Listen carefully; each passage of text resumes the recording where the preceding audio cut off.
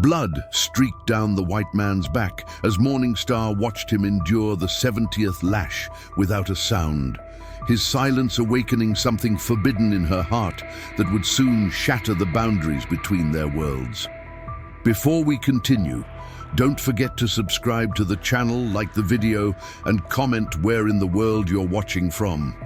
Let's go. The Arizona sun had begun its slow descent behind the jagged mountains, painting the canyon walls with streaks of crimson and gold. A silence hung in the air, heavy and tense, like the moment before a thunderstorm breaks. Dust spiraled upward from the footsteps of 30 Apache warriors who stood in a tight semicircle, their expressions carved from stone, eyes fixed on the scene unfolding before them. In the center, lashed to a weathered cedar post, stood a white man. His shirt had been torn away, revealing a back already marked with old scars. Stories written in flesh from battles fought and survived. James Kincaid, 32 years of weathered life etched into his face, didn't struggle against the rawhide bindings that cut into his wrists. His breathing came steady, controlled, as he stared at the horizon with eyes the color of a winter sky. Behind him, a warrior named Thunder Hand uncoiled a whip made of braided leather, worn smooth from use and time. The tribal elders watched from beneath the shade of a cottonwood tree, their faces impassive, yet their eyes alert, measuring the white man's courage as Chief Grey Wolf's voice cut through the silence. 70 lashes for trespassing on sacred land, he proclaimed in his native tongue, the words then translated by a younger man at his side. This is our law. This is justice. James said nothing. He had not begged for mercy when they captured him near the Forbidden Spring. He had not fought when they bound his hands. He had only asked, in halting Apache words that surprised his captors, that they listen to why he had come. 20 feet away, partially hidden by her father's shadow, Morningstar watched with her heart hammering against her ribs. At 19, her face still held the softness of youth, though her eyes carried the wisdom of generations. Her fingers twisted the fringe of her deerskin dress as the first crack of the whip sliced the air. The leather bit into James's back, tearing skin. A collective breath was drawn by the witnesses, but the white man made no sound. Another lash fell, and another. By the 5th stroke, crimson lines crisscrossed his sun-bronzed skin, yet he remained silent, his jaw clenched tight against the pain. Morningstar's eyes never left him. She alone knew why he had come to the forbidden place. She alone understood the risk he had taken 3 days prior when traders from the settlement had cornered her at the trading post, their intentions clear in their leering smiles and grasping hands. James had intervened, his voice level, but his eyes promising violence if they touched her. "The lady doesn't welcome your attention," he had said, placing himself between her and the 3 men. It had cost him. Later that night, those same men had caught him alone, leaving him bruised and bloodied in an alley behind the saloon. But he had protected her honor without hesitation, asking nothing in return. He had spoken to her with respect, when others saw only an Apache woman to be used and discarded. Now he paid a different price. The punishment continued as the sun sank lower. 20 lashes, 30. His back was a map of pain, yet he remained standing, refused to cry out. By the 40th lash, whispers rippled through the warriors. They had seen white men beg by the 10th stroke, had watched soldiers trained for battle weep openly by the 20th, but this one endured. When the count reached 50, Chief Grey Wolf raised his hand. The whipping paused. He approached James, studying the man's face, now pale beneath his tan, shining with sweat but still defiant. "Why do you not cry out, white man?" he asked, genuinely curious. "Why accept this punishment when you could have denied coming to our lands?" James's cracked lips parted. "A man owns his actions," he managed, his voice hoarse but steady. "I came knowing the risk." The chief's eyes narrowed. For what purpose? James's gaze shifted, finding Morningstar in the crowd. Their eyes met across the distance, a connection brief but undeniable. "To return what was stolen," he said. In Morningstar's hand, hidden in the folds of her dress, was a small pouch containing her grandmother's necklace, sacred turquoise beads that had been taken by the same traders who had accosted her. James had recovered it and had come to their lands, seeking to return it properly, with respect. The chief followed his gaze to his daughter, understanding dawning in his weathered face. 20 more, he said finally, stepping back. "Complete the sentence." As the whip rose again, Morningstar closed her eyes, a single tear tracking down her cheek for the man who stood bleeding for a deed of honor that no one had asked of him, but which would forever change both their destinies. Dawn broke over the canyon rim, spilling amber light across the sparse cabin James Kincaid called home. The structure stood defiant against the wilderness, a single room of weathered pine with a stone chimney that leaked smoke into the crisp morning air. Inside, James lay face down on a rough-hewn cot, each shallow breath sending ripples of agony across his shredded back. The night had passed in a haze of fever and fragments of consciousness. Somehow he had made it from the Apache camp to his cabin, though he couldn't recall the journey. His throat burned with thirst, his mind clouded by pain. The lashes had been delivered with precision, severe enough to mark him permanently, but calculated to allow survival if infection didn't claim him first. A soft scraping at the door pulled him from the edge of delirium. His hand instinctively reached for the Colt revolver that wasn't there, sending fresh waves of torment through his torn muscles. "Who's there?" he rasped, struggling to raise himself onto his elbows. The door opened slowly, revealing Morningstar, her slender figure silhouetted against the sunrise. She carried a clay pot and a bundle wrapped in deerskin.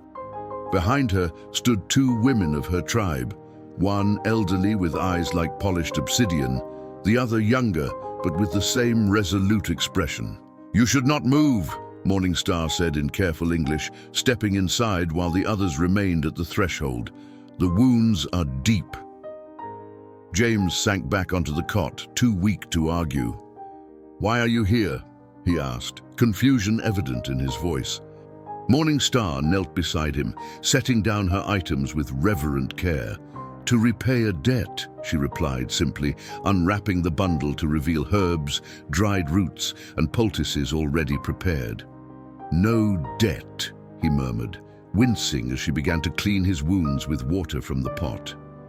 Did what anyone should have done. A ghost of a smile touched her lips. "But no one else did," she said softly. "Only you." The older woman entered then, her moccasins silent on the dirt floor. She spoke in rapid Apache to Morningstar, who translated as the woman examined James's back with experienced hands. "My grandmother says your spirit is strong, but your flesh is weakened. The fever must be broken before the moon rises again." Morningstar dipped a cloth in the water and placed it on his forehead. "She has seen men die from less." James tried to focus on her face through the haze of pain. "Your father, the chief, he'll punish you for helping me." The younger woman by the door said something sharp, and Morningstar's expression grew complex. "My father sent us," she explained, surprising him. "He says a man who stands through 70 lashes without crying out has earned the right to heal." She paused, her eyes meeting his. "And I asked it of him." The grandmother began applying a pungent paste to the deepest lashes. The mixture burned like fire before spreading a numbing coolness through his ravaged flesh. James bit back a groan, unwilling to show weakness now, especially before her. "The necklace," he managed between clenched teeth. "Did you get it back?" Morningstar reached beneath her dress and withdrew the pouch. "Yes. When they released you, I found it where you said it would be." She hesitated. "My grandmother wept when she saw it returned." These beads have been in our family for 7 generations. Worth it then, James said, his voice fading as the herbs began to take effect, dulling his senses. The older woman spoke again, her tone authoritative. Morning Star nodded and translated. She says you must sleep now. The medicine will work while your spirit rests. As consciousness began to slip away, James caught Morning Star's wrist with surprising strength. "Why did you really come?" he asked, his blue eyes suddenly clear and penetrating. She did not look away. "Because you saw me," she whispered. "Not an Apache woman, not an enemy, just me." His grip loosened as sleep claimed him, but the impact of her words remained. Outside the cabin, a raven called 3 times, an omen the grandmother recognized immediately. Her weathered face turned toward her granddaughter, watching as Morning Star gently pulled the rough blanket over James's shoulders. "Be careful, child," she said in their language. "The path you contemplate has never been walked before." Morning Star continued to watch the rise and fall of James's breathing.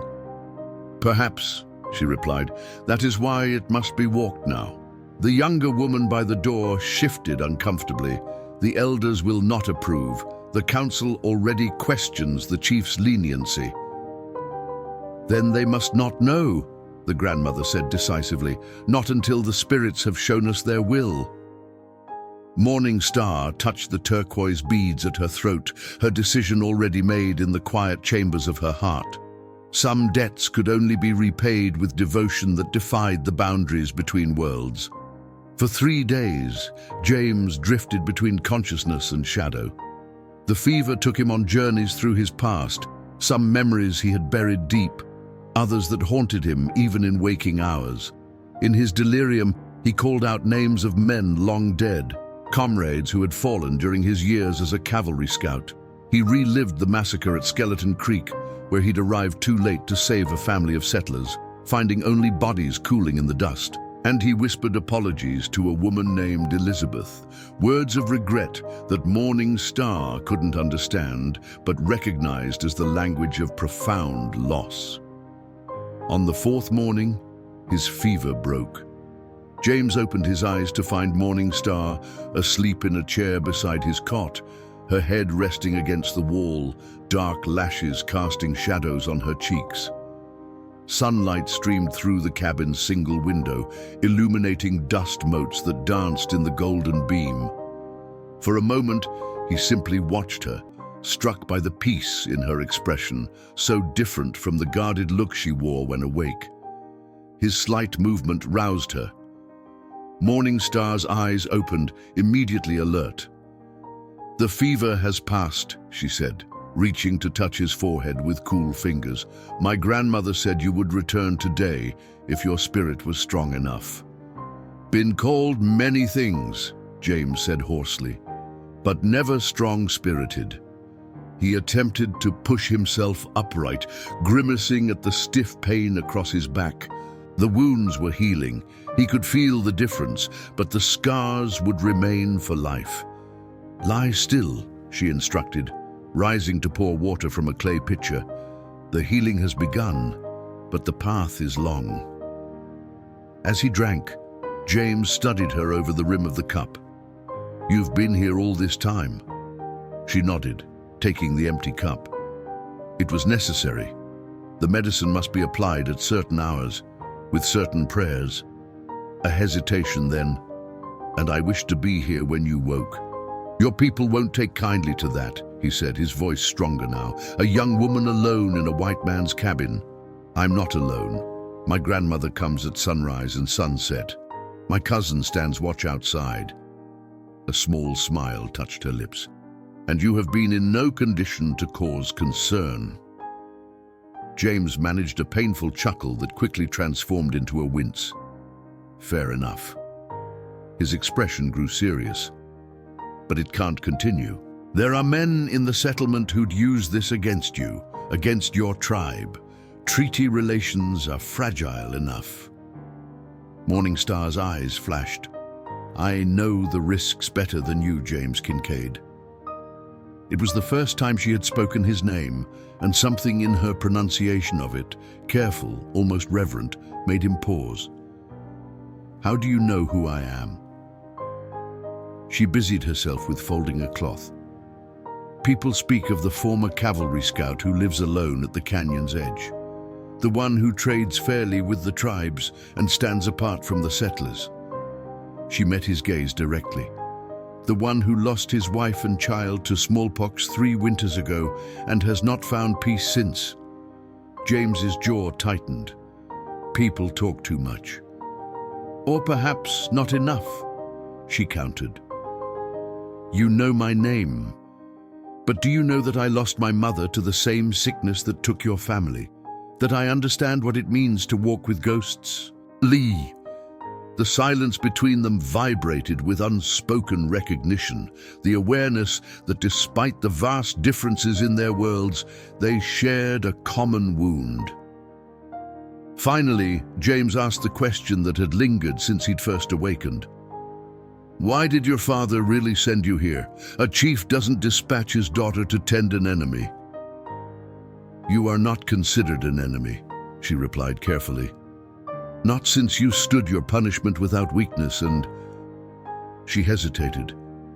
"And?" he prompted. Morningstar's hand stilled in her lap. "My father believes that debts must be balanced, life for life. You protected mine at the trading post. Now I have protected yours from the fever." Her eyes held a depth of meaning beyond her years. "But there is more. My grandmother saw something when you were brought to the whipping post, a vision of paths crossing that were meant to join." James frowned. "I don't understand." "Nor do I, entirely," she admitted.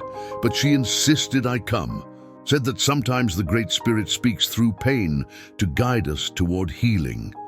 Morningstar rose, gathering her items. "Rest now. I will return with food when the sun touches the tallest pine." As she reached the door, James called after her. "Morningstar." She turned.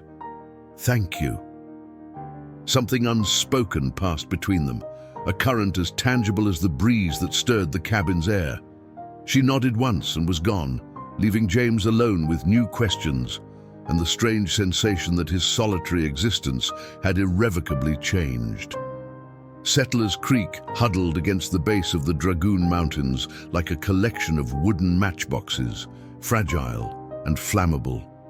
The settlement, not yet large enough to be called a town, consisted of a general store, a saloon that doubled as a brothel, a blacksmith shop, and 24 cabins scattered along the creek that gave the place its name. A military outpost stood 3 miles east, its presence both a comfort and a reminder of the tenuous peace that existed between the settlers and the Apache tribes in the surrounding territory. 10 days after his punishment, James Kincaid rode into the settlement, his back still tender beneath his buckskin shirt, but healed enough for him to sit a horse. He needed supplies, coffee, flour, ammunition, and information. The isolation of his cabin, once a sanctuary, had begun to feel confining as his strength returned. He tethered his horse outside Harlow's general store, noting the sudden hush that fell as he pushed through the door. 3 men stood at the counter, their conversation dying mid-sentence. Lester Harlow himself, a wiry man with spectacles perched on a bulbous nose, gave a curt nod of acknowledgement. "Kincaid," he said flatly, "didn't expect to see you vertical so soon." James moved to the counter, keeping his expression neutral. "Need supplies, Lester." One of the men, Silas Tucker, a rancher with ambitions beyond his small spread, turned to face James fully. "Heard you had quite a welcoming committee up at your place lately," he said, tobacco juice staining the corner of his smile. "Apache gals tending your wounds. Mighty accommodating after their menfolk nearly flayed you alive." James ignored him, placing a list on the counter.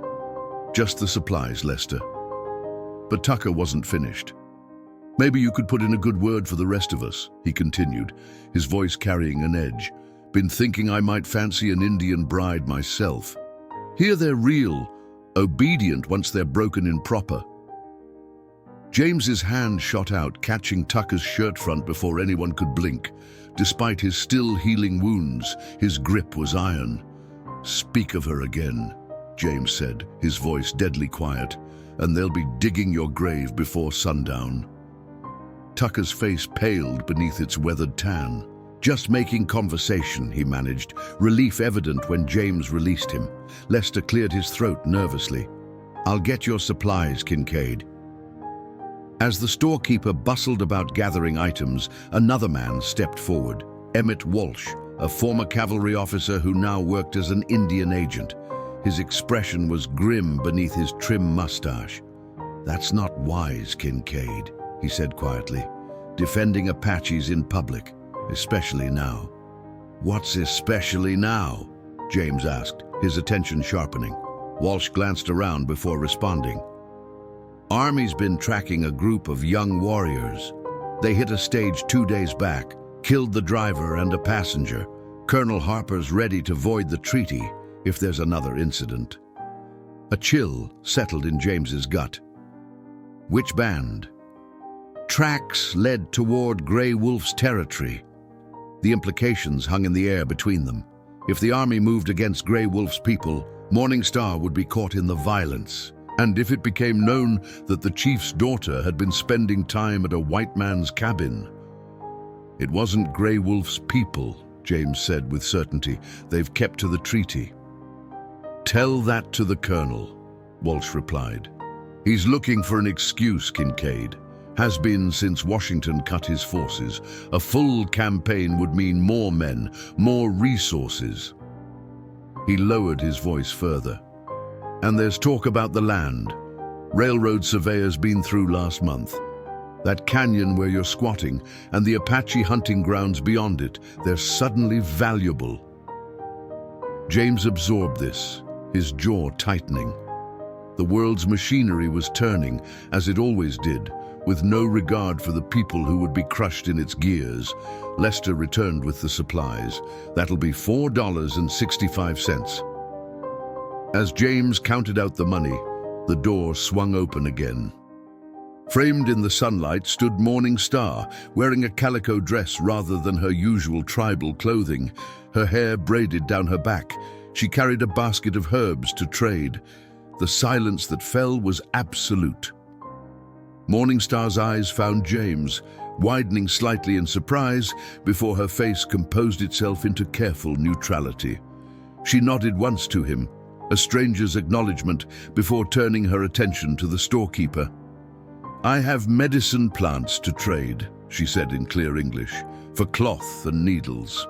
James felt the weight of every stare in the room, the speculation, the judgment, the barely concealed hostility. And in that moment, he understood with perfect clarity that their separate worlds were about to collide with a force neither of them could control. The council fire cast long shadows across the faces of the assembled Apache elders. 13 men sat in a circle, their expressions grave as the flames painted their weathered features in shades of amber and gold. Chief Grey Wolf occupied the position of honor, his silver-streaked hair reflecting the firelight, his eyes dark pools of contemplation as he listened to Thunderhand speak. "The soldiers gather at the fort," the warrior reported, his voice tight with controlled anger. "More came with the supply wagons yesterday. They clean their weapons and prepare their horses for war." Murmurs rippled through the circle. One of the older men, Sees Far, tapped his walking stick against the earth. "And what of these raids they blame us for? Have you found tracks of the responsible ones?" "The tracks lead south," Thunderhand replied, "toward the Mexican border. They are not our people, but the Bluecoats do not care to see the difference between Apache bands. They see what serves their purpose," Grey Wolf said, breaking his silence. The chief's voice carried the weight of decades of hard-won wisdom. "Just as they suddenly see value in our hunting grounds." From his position slightly outside the circle, White Hawk, the tribe's medicine man and Morning Star's father, studied the chief's face. They had known each other since boyhood, had fought together, mourned together, survived together. Few could read Grey Wolf's thoughts as he could. "You speak of the iron road they wish to build," White Hawk said. It wasn't a question. Grey Wolf nodded once. The talking paper man came again. Offered many things for permission to lay their iron tracks through the canyon pass. "What things?" asked one of the younger council members. "Blankets, metal tools, 100 head of cattle." Grey Wolf's lip curled slightly. "And a reservation far from here, where we would be protected." Angry voices rose, but the chief raised his hand for silence. "I refused. Our ancestors' bones rest in this land. Our children will hunt these mountains as we have done. The Iron Road must find another path." White Hawk watched the faces around the fire. Some nodded in firm agreement. Others looked uncertain, weighing survival against tradition. The division was subtle, but present. "There is another matter," Thunderhand said, his gaze shifting to White Hawk. "It concerns your daughter." White Hawk's expression remained impassive, though his heart quickened. "Speak." "She has been seen entering the settlement alone, and there is talk among the traders about her visits to the white man's cabin, the one who took the lashing." Thunderhand's eyes reflected both concern and accusation. "Some say she goes as more than a healer now." White Hawk felt the weight of every stare. As a respected medicine man, his family's conduct reflected on his standing. As a father, his protective instincts surged, but he had raised his daughter to walk in balance between respect for tradition and the strength to forge her own path. "My daughter follows the healing ways," he said carefully. "The white man took punishment honorably for trespassing, but also returned what was stolen from our family. The balance required healing in return." "The healing is complete," Thunderhand insisted. "Yet still, she goes to him." Grey Wolf raised his hand again, commanding attention. "Does Morning Star neglect her duties to our people? Has she turned her back on our ways?" "No," White Hawk answered truthfully. "She teaches the young ones our medicines. She sings the old songs. She honors her place among us."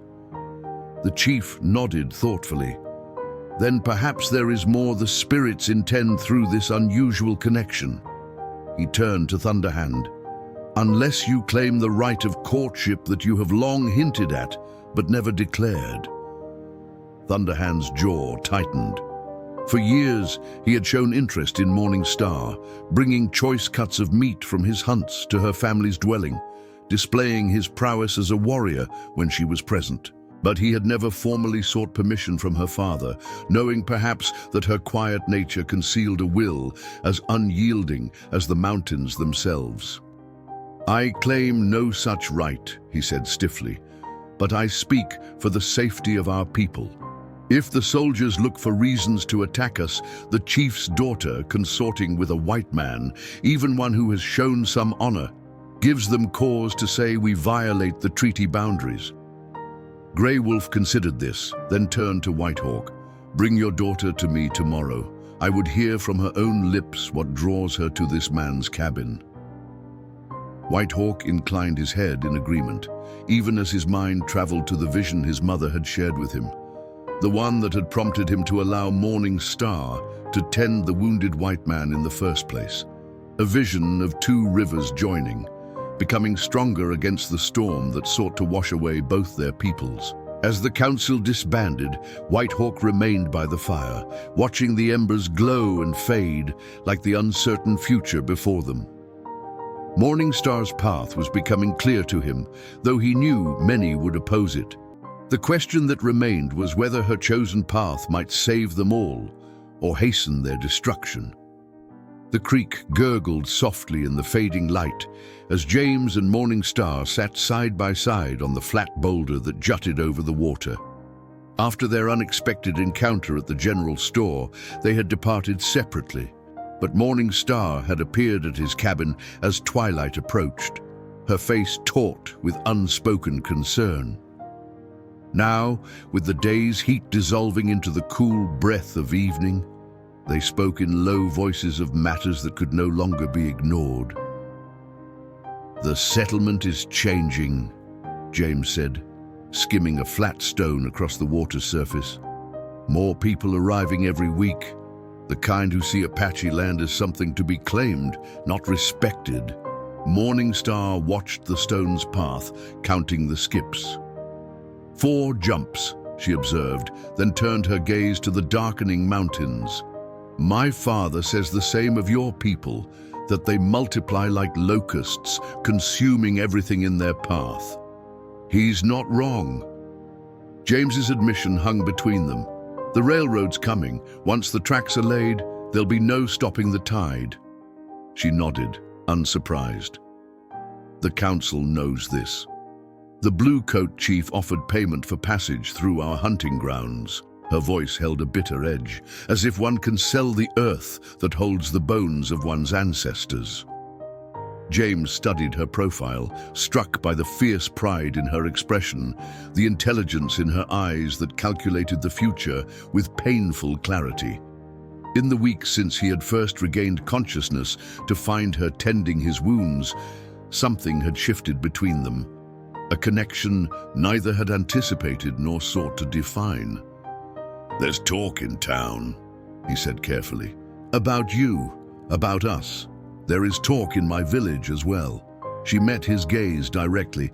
"Thunder Hand questions my honor before the council." James felt a surge of protective anger. "I can stay away if it would make things easier for you." Easier, perhaps, but not right. Morningstar reached into the pouch at her waist and withdrew a small object wrapped in soft hide. "My grandmother says to give you this." James unwrapped the bundle to reveal a carved stone bear, worn smooth by generations of handling. "I can't accept this. It's sacred to your people." "It is sacred to my family," she corrected. "The bear represents healing and strength. My grandmother says it belongs with you now." He turned the talisman in his palm, feeling its weight. "Why?" Morningstar hesitated, choosing her words with care. "Because she has seen what is coming. A time of great change, when our peoples must find a new path, or perish separately." Her hand moved to cover his, warm against his scarred knuckles. "And because I have chosen my direction, regardless of what others may think." The implication in her words sent a jolt through James's chest, a feeling he had thought long buried with Elizabeth and their infant son. He had deliberately built his solitary existence to avoid attachment, believing the pain of loss too great to risk again. "Morningstar," he began, uncertainty clear in his voice. "I'm not the man you think I am. I've done things—" "I know who you are, James Kincaid," she interrupted. "I have seen your nightmares when the fever took you, heard the names you call in your sleep, the regrets that haunt you." Her fingers tightened around his. "We all carry shadows." James looked down at their joined hands, hers slender and copper-toned, his broad and weathered. Different worlds, different paths that had somehow converged at this precarious moment in time. "The army is preparing for conflict," he said, changing course. "They blame your people for raids on the stage line, though I suspect it's warriors from farther south." "We know this," she confirmed. "Scouts have seen the soldiers' preparations. If fighting starts, I won't take up arms against your people." Morningstar's eyes softened. "Nor would I expect it." She paused, then added, "My father has summoned me to speak before him tomorrow. About you. About why I continue to come here." James straightened, alarm clear in his expression. "And what will you tell him?" The faintest smile touched her lips. "The truth. That I have found a man who sees beyond the color of skin to the person beneath. Who risked himself to recover what was stolen from my family, who endured punishment with dignity and accepted healing with gratitude." Her voice dropped almost to a whisper. "A man whose spirit calls to mine across the divide between our worlds." The weight of her declaration settled between them, profound in its simplicity and devastating in its implications. In a territory balanced on the knife edge of conflict, with suspicion and hatred festering on both sides, what future could possibly exist for a white former scout and an Apache healer? "Morning Star," James said, his voice rough with emotion. "The path you're suggesting is dangerous," she finished. "I know this. But when the storm comes, and it will come, James, we must be strong enough to stand together rather than be destroyed separately." The crack of a twig in the undergrowth interrupted them. Both turned sharply toward the sound. Morning Star rose in one fluid motion, her posture alert. "Someone watches us," she murmured. James reached slowly for the knife at his belt, scanning the deepening shadows beneath the cottonwoods. "Show yourself," he called, positioning himself slightly in front of Morning Star. A figure emerged from the brush. Thunderhand, his face a mask of controlled fury as he looked from Morning Star to James and back again. "So it is true," he said in Apache, his voice carrying across the clearing. "You dishonor your father's name by meeting this man in secret." Morning Star replied in the same language, her tone even but resolute. James caught only fragments of their exchange, but the tension between them was unmistakable. Thunderhand's final words, however, needed no translation as he spat them out before turning to disappear back into the forest. "The council will hear of this, and then we shall see what becomes of the white man who steals what is not his to take." Morning Star stood before Chief Grey Wolf and the council elders, her chin lifted, her eyes clear and direct. The shadows of the council lodge wrapped around them all like a living entity, while afternoon light filtered through the smoke hole above, casting a single beam that illuminated her face. 8 pairs of eyes studied her, with expressions ranging from curiosity to disapproval. She had dressed with care for this summons, wearing the traditional buckskin dress of a woman of her tribe, her hair arranged in the style of her mother's people, adorned with a single eagle feather that marked her as the daughter of a medicine man. The only deviation was the small leather pouch around her neck, something new that contained a lock of James's hair, given to her in private, a token that carried power in Apache belief. "Daughter of White Hawk," Chief Grey Wolf began, his deep voice resonating in the enclosed space. "Thunderhand brings troubling news. He says you meet with the white man Kincaid beyond what healing requires, that you sit with him by the water and speak of matters not meant for sharing between our peoples." The chief's eyes, sharp despite his years, fixed on her face. "What say you to this?" Morning Star's gaze remained steady. "I say that Thunderhand speaks truth, but not complete truth." A murmur rippled through the council. White Hawk, seated to the chief's right, watched his daughter with carefully masked pride. She had always possessed courage beyond her years. "Explain," Grey Wolf commanded. "I go to James Kincaid's cabin, yes. I speak with him of many things." Morning Star's voice carried clear and strong. "But I do not betray our people in doing so.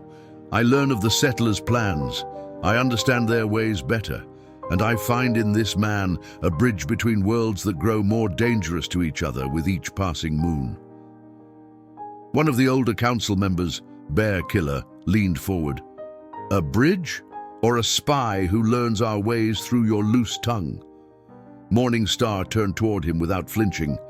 "If he wished to harm us, he could have done so long ago. He knows where our winter camp lies. He knows the hidden spring where our children are taken for naming ceremonies. Yet he has shared none of this with the Blue Coats, even when they have asked." This revelation caused another stir. Thunderhand, who stood at the edge of the council circle as the accuser, stepped forward. "How do you know what he tells the soldiers?" he challenged. "Perhaps he plays a clever game, earning your trust while betraying it." Whitehawk spoke for the first time. "My mother has read the signs. She has cast the sacred stones and interpreted the smoke patterns. She believes this man's heart speaks truth. With respect, White Hawk, said another elder, your mother's visions are influenced by her affection for your daughter, and a grandmother often sees what she wishes to see. Grey Wolf raised his hand for silence. He studied Morning Star for a long moment before speaking again. I have known you since you took your first breath, daughter of White Hawk. You have always walked in honor. So I ask you directly, with the ancestors as witness, what is this man to you? The lodge grew utterly still. Morning Star felt the weight of tradition, expectation, and duty press upon her shoulders. Yet beneath it all was the certainty that had grown in her heart, undeniable as the sun's rising. He is the one my spirit recognizes, she said simply. The words hung in the air, their implication unmistakable. Thunderhand's face darkened with anger. Several elders shifted uncomfortably. You speak of things not permitted, Bear Killer said harshly. Apache women do not take white men as husbands. Yet Apache men may take Mexican captives as wives, Morning Star countered, breaking tradition by challenging an elder directly. Our history holds many such unions. That is different, Thunderhand interjected. Those women become Apache in all ways. Morning Star turned to face him fully. And if James Kincaid were willing to learn our ways, to respect our customs, to stand with us rather than against us when the storm comes? Impossible, Thunderhand scoffed. Perhaps not, said Grey Wolf, surprising them all. The chief's weathered face revealed nothing of his thoughts as he considered Morning Star. The man took our punishment without complaint. He returned what was stolen. He has traded fairly with our people when others cheated. His eyes narrowed thoughtfully, and he possesses skills that might serve us in the changing times ahead. White Hawk exchanged a glance with the chief, a look laden with unspoken understanding. They had discussed this possibility in private, weighing dangers against potential advantages. Chief, Thunderhand protested, you cannot consider... I am still chief, Grey Wolf cut him off sharply, and I will consider all paths that might lead our people safely through the darkness that approaches. He turned back to Morning Star. Does this man share your feelings? Has he spoken of joining his life to yours? Morning Star hesitated for the first time, not in those words, but his heart speaks what his tongue fears to say. Grey Wolf nodded slowly. Then it shall be tested. He rose to his feet, signifying a decision had been reached. Bring the white man Kincaid to me tomorrow at midday. I would look into his eyes myself and judge whether he is worthy of what you offer. Relief flooded through Morning Star, though she kept her expression composed. This was more than she had dared hope for, an opportunity rather than an outright refusal. And if I find him lacking, Grey Wolf continued, his voice hardening, you will accept my judgment and end all contact with him. You will consider Thunderhand's suit when he properly presents it. This I require as your chief. Morning Star bowed her head in acknowledgement of his authority. I understand. As the council dispersed, Thunderhand approached her, stopping close enough that only she could hear his words. He will fail, he said with quiet certainty. White men do not change their nature. When he shows his true colors before the chief, remember that I would still take you as wife, despite your indiscretion. Morning Star met his gaze without wavering. And I would still refuse, she replied softly, even if every other man on earth were gone. She turned away from his darkening expression, moving to join her father, who waited by the lodge entrance. White Hawk placed a gentle hand on her shoulder. Your path grows steeper, my daughter, he said, as they walked together toward their dwelling. Are you certain your heart does not mislead you? Morning Star looked toward the distant mountains where James's cabin stood. My heart sees clearly, Father. It is the world that is blind. Dawn broke over James's cabin in a wash of pale gold, finding him already awake, seated on the edge of his cot with a steaming cup of coffee cradled between calloused hands. He hadn't slept. Morning Star's message, delivered by a solemn-faced boy just before nightfall, had left him with too many thoughts churning through his mind. The chief requests your presence at midday. Come unarmed. Follow the boy when he returns. Simple words that carried the weight of worlds colliding. James rose and moved to the small cracked mirror hanging on the wall. The face that stared back at him was leaner than it had been a month ago, the lines at the corners of his eyes deeper, but his gaze was steadier than it had been in years.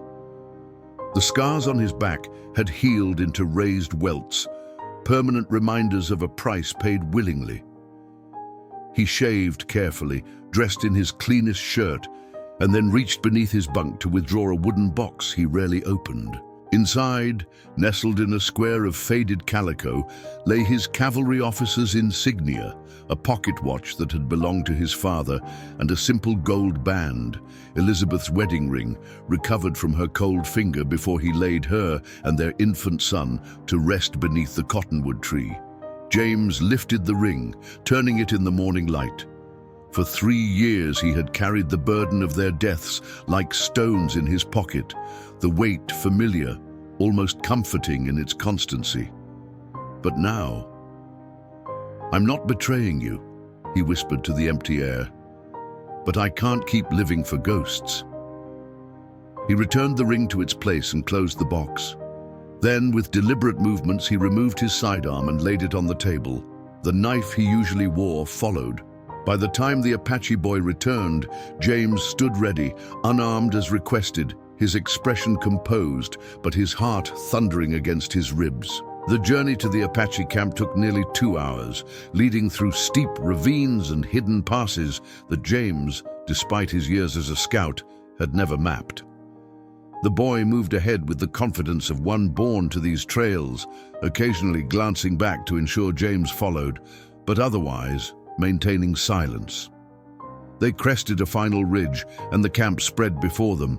24 wickiups arranged in a broad circle around a central clearing, smoke rising from cooking fires, women grinding corn with stone metates, children playing a game with carved sticks. Normal, everyday life that suddenly stilled as James's presence was noticed. The boy led him directly to the center of the camp, where Chief Grey Wolf sat on a buffalo robe, surrounded by the council members and warriors. Morning Star stood to one side near her father. Her eyes met James's briefly, conveying both warning and encouragement. "James Kincaid," Grey Wolf said in careful English as James stopped before him. "You come when called. This is good." James inclined his head respectfully. "I am honored by your invitation, Chief."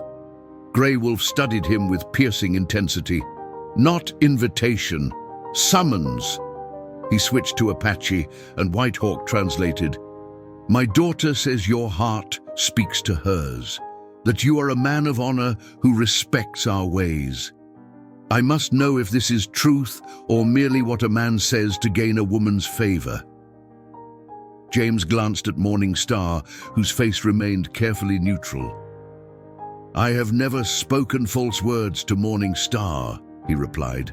"I respect her, her family, and your people." Thunderhand stepped forward, his expression contemptuous. "Words are wind," he said in English. "Show us the truth of your heart, white man." Grey Wolf nodded slowly. "Yes, words not enough." He gestured to White Hawk, who approached carrying a small clay bowl filled with glowing coals. "Among our people, a man who seeks to join a family must prove his worth, his courage, his commitment." James felt the atmosphere tighten around him like a drawn bowstring. "These coals burn hot," Grey Wolf continued. "If you would walk the path toward my daughter, you must first walk through fire."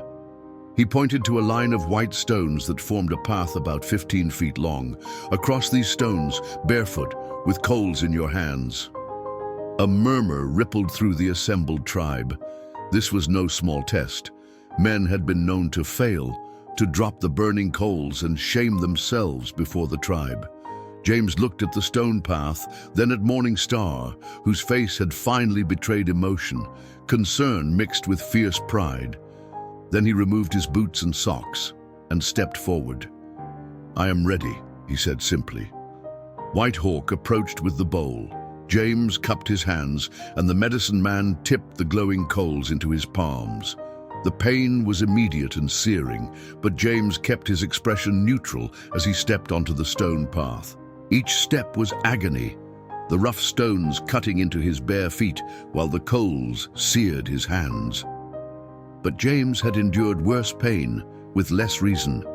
He focused on Morning Star's face, on the future that might exist beyond this moment of trial, and moved forward one deliberate step at a time. The watching tribe had fallen completely silent. Even Thunderhand stood transfixed as the white man crossed the stone path without faltering, without crying out, his face showing strain, but not surrender. When James reached the end, White Hawk waited with a clay pot of water. James plunged his burned hands into the cool liquid, then stood straight again, facing the chief. Grey Wolf's weathered face revealed a flicker of respect.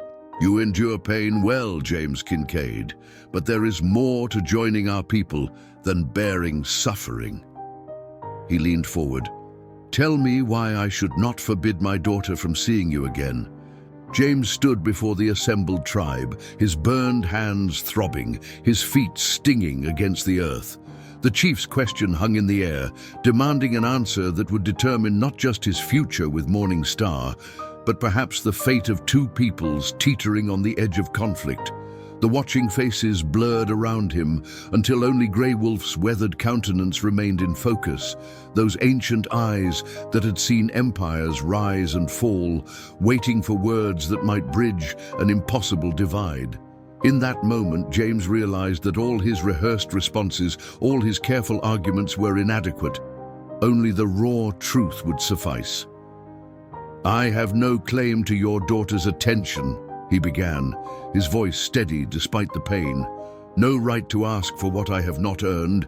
I am a man with blood on his hands, some justified in war, some that haunts me still." He paused, gathering thoughts that had crystallized only in this moment of trial. "For years after I lost my family, I walked among the living like a ghost. I built my cabin on the edge of two worlds, belonging to neither." A breeze stirred the camp, carrying the scent of pine and sage as James continued. "Then I met Morning Star. She saw me not as enemy or ally, but as a man trying to find his way home. She tended my wounds without judgment. She spoke truth when others offered lies." His eyes found hers across the distance. "She awakened something I thought had died with my wife and child, hope." Grey Wolf's expression remained impassive, but he nodded slightly, encouraging James to continue. "I cannot offer her wealth as you measure it. I have no great herd, no fine house filled with Eastern goods, but I can offer her respect, protection, loyalty, until my last breath." James straightened despite his pain. "And I can offer something more. I stand between two worlds at a time when those worlds race toward war. I know the army's ways. I speak their language, understand their tactics. I could help your people navigate what's coming." Thunderhand scoffed audibly, but Grey Wolf silenced him with a sharp gesture. "Pretty words," the chief said, "but words change like wind when tested. How do I know you would not betray us when your own kind demands it?" "Because they are no longer my kind," James replied with quiet conviction. "I made my choice the day I returned Morning Star's necklace, knowing the penalty. I chose again when I accepted your justice without complaint. And I choose now, standing before you with burned flesh, to say that my loyalty lies with her, and through her, with your people."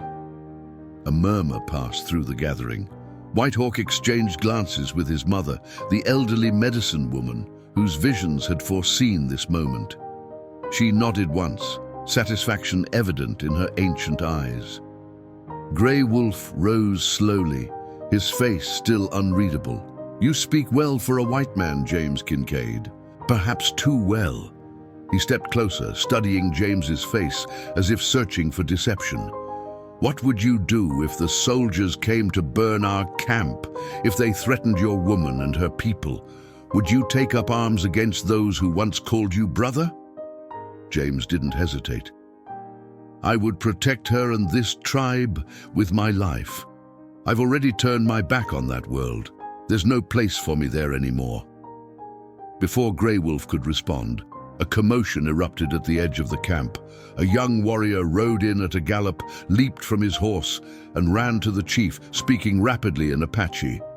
James caught fragments: soldiers, canyon, many guns. The camp exploded into activity. Warriors moved toward their weapons. Women began gathering children. Elders conferred in urgent whispers. Grey Wolf barked commands, his authority unquestioned despite the chaos. White Hawk approached James and Morning Star, who had moved to James's side during the disruption. "Colonel Harper and 40 soldiers ride toward the canyon pass," he explained grimly. "They claim to search for those who attacked the stage, but they carry surveying equipment and a man from the railroad. They're using the raids as an excuse to secure the pass," James said, understanding immediately. "The same tactic they used at 3 Rivers last spring." Morning Star's hand found James's, heedless of the burns or the watching eyes. "What will happen?" "They'll demand a meeting with Grey Wolf, make impossible demands, then use any refusal as pretext for force," James replied, the bitter knowledge of how these scenarios typically played out heavy in his voice.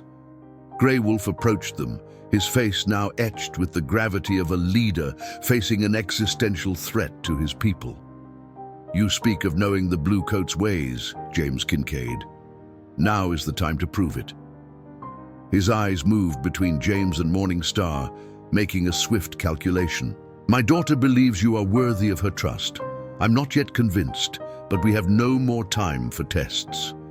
The chief turned to White Hawk. "Your mother's vision, the one she has spoken of since the white man's whipping.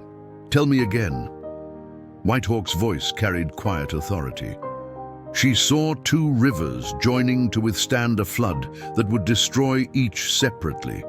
A bridge between worlds that would save both from being washed away." Grey Wolf nodded slowly, his decision forming. "Then perhaps the spirits have sent us what we need in this dark hour." He faced James directly. "I offer you a choice, James Kincaid. Leave now. Return to your people. Warn them that we are prepared to defend our land with blood if necessary. Or stay, bind yourself to my daughter through the marriage customs of our tribe, becoming neither fully Apache nor white, but something new, something that might yet preserve both." Thunderhand stepped forward, protest in every line of his body. "Chief, this is madness! You cannot— I am still chief!" Grey Wolf's voice cracked like a whip. "The time for old hatreds is past. We must find new paths or perish."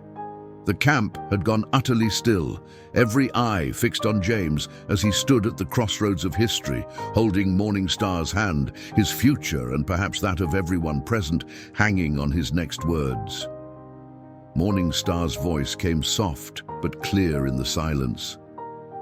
"The choice must be freely made, James, without coercion, without fear. I would not have you bound by anything but your heart's truth."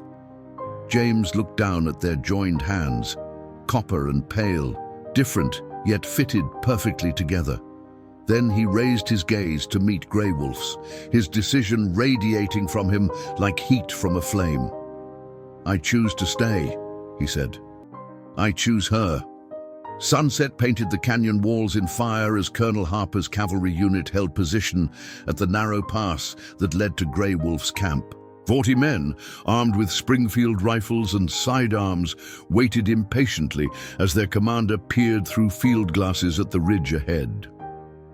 Beside the colonel stood Edwin Prescott, a railroad company representative in an expensive eastern suit, wholly unsuited to the territory's rugged terrain, and Lieutenant Marshal, Harper's eager second-in-command.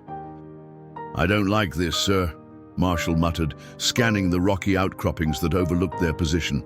"Perfect spot for an ambush." Harper lowered his glasses, his mouth a thin line beneath his precisely trimmed mustache. "That's precisely why we're securing this pass, Lieutenant. Strategic necessity." He turned to Prescott. "Once we've dealt with these Apache, your company will have clear passage for the survey teams." Prescott dabbed his perspiring forehead with a monogrammed handkerchief. "And you're certain this show of force will be sufficient?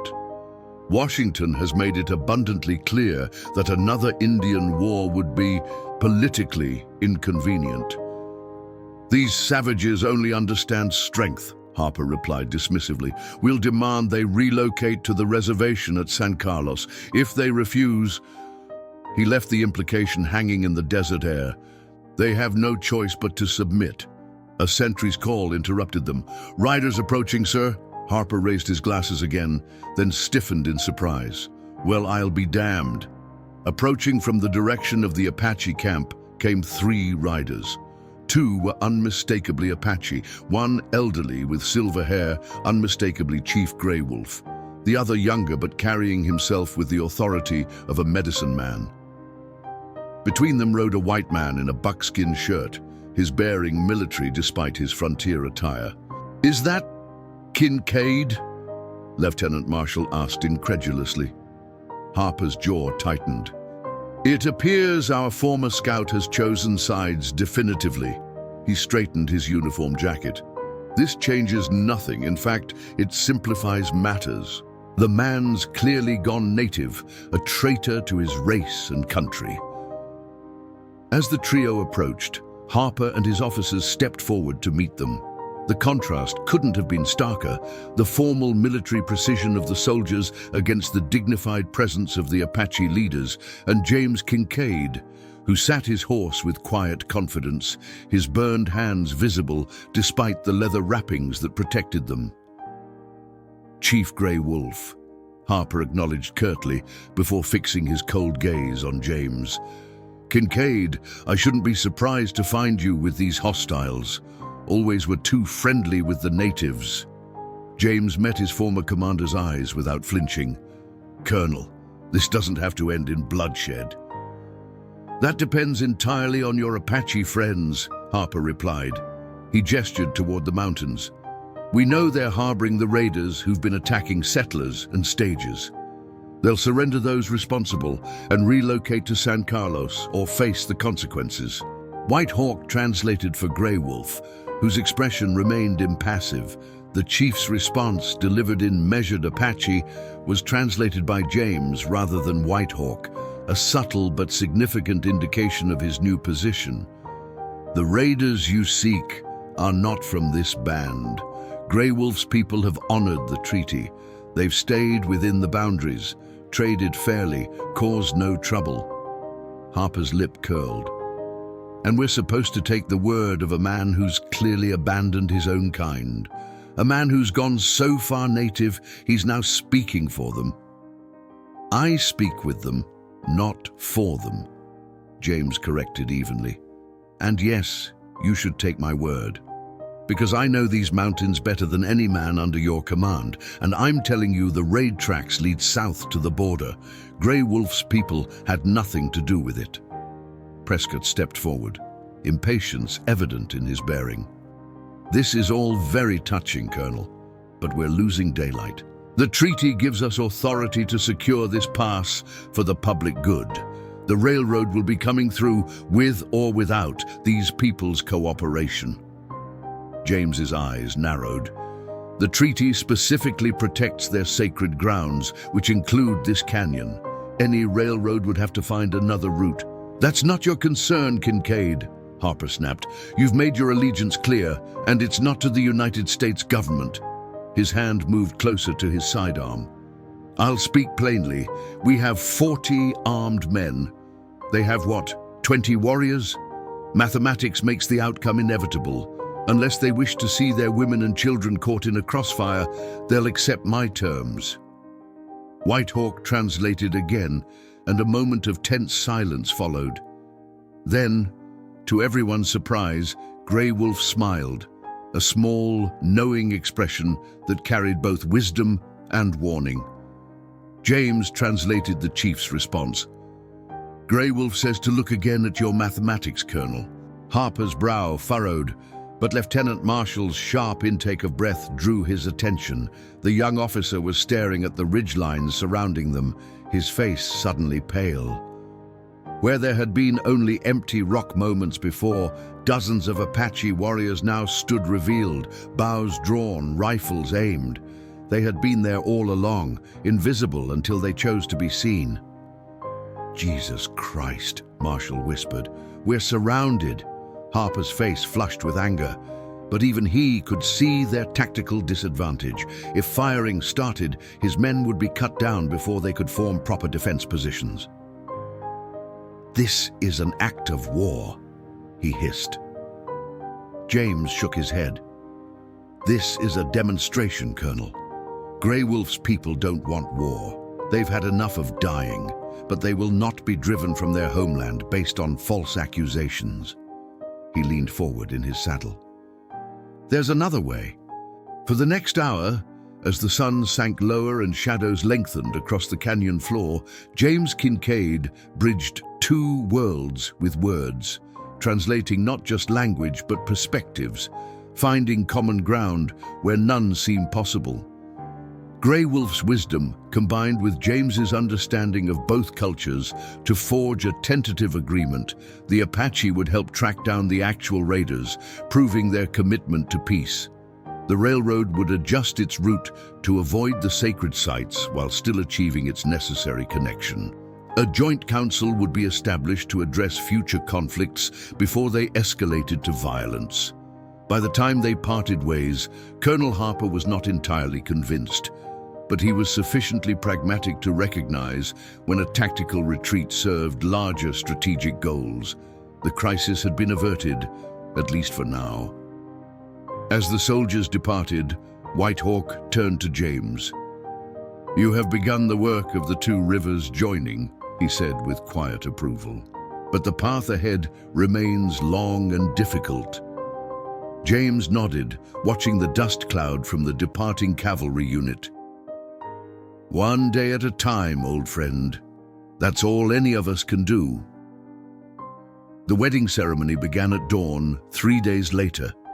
James stood at the center of the Apache camp, dressed in a mixture of white and native clothing that symbolized his unique position between worlds. His burns had been treated with healing herbs, but the pain remained, a reminder of the price paid for the new life he was choosing.